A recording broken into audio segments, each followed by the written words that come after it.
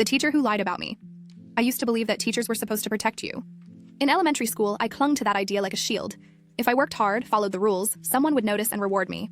By the time I reached 8th grade, that belief had been worn thin, but it wasn't until Mrs. Klein that it shattered completely.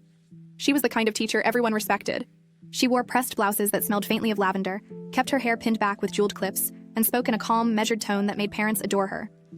At open houses, she'd smile at my mom and dad, praising me with words like dedicated and bright. I thought she meant them. I thought she meant me. The truth came in pieces. It started with a math test.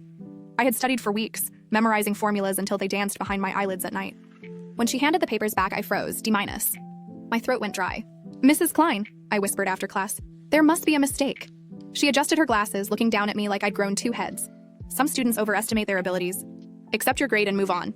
I went home devastated, my parents scolding me for not working harder. I tried to insist I had, but my words felt small against the red ink on the page. It kept happening. Essays returned with harsh comments, projects marked incomplete even though I'd stayed up nights to finish them. My confidence shrank until I barely recognized myself. Years later in high school, I stumbled across the truth. A friend who'd had Mrs. Klein the year after me confessed something quietly one afternoon. She used to change grades. Said some kids needed to be humbled. The air left my lungs. What do you mean? She told us once when she thought nobody was listening. She'd lower scores for students who seemed too confident. My friend gave me a look full of pity. You were one of them. I laughed at first, but it wasn't the kind of laugh that felt good. It was sharp, hollow. Memories came flooding back. The nights I cried into my pillow.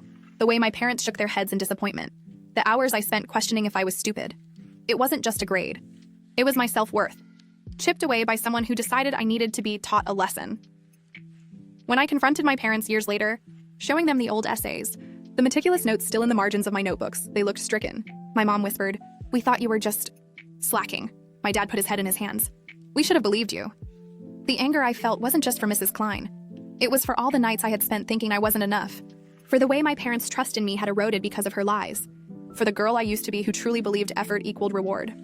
Now, as an adult, I sometimes find myself standing in front of classrooms, helping tutor kids who struggle with math. I kneel beside them, smell the faint scent of pencil shavings and chalk dust, and I think about how fragile trust can be.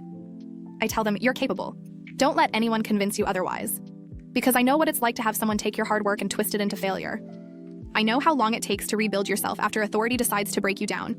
And most of all, I know that not all teachers are protectors. Some are thieves, and they steal not your grades, but your belief in yourself.